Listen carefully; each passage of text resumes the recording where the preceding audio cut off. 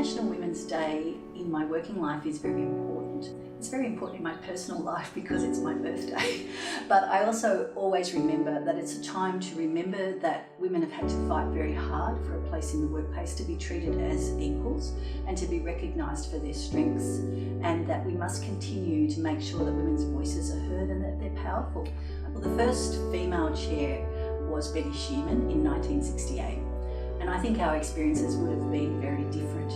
But I also want to honour Betty in the fact that she was the first female chairperson and she's forged the way for us into the future. I think the fact that 35.2% of boards have no female directors is terrible. I think those boards are making a mistake in that they are not gaining the diversity and the intellectual strength and the power of women. On International Women's Day, for a young woman thinking about starting in a career, I would say, first of all, don't worry if the first position you get is not the one that you wanted or the one that you think you will love.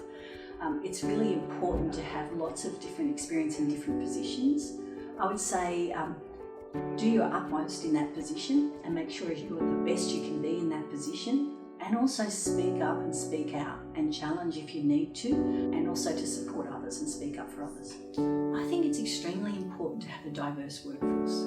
I think it's good for society as a whole because we can ensure more people have access to work. But for the organisation, it brings such strength and it brings cohesion, and we can learn so much from each other.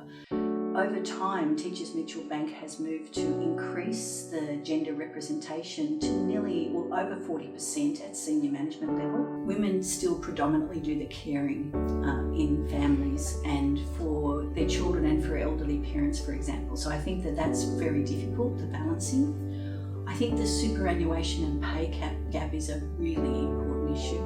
And finally, I'd say security, making sure that the jobs are as secure as possible and that they have career prospects. These are really important things that organisations can look at to help women in the workplace.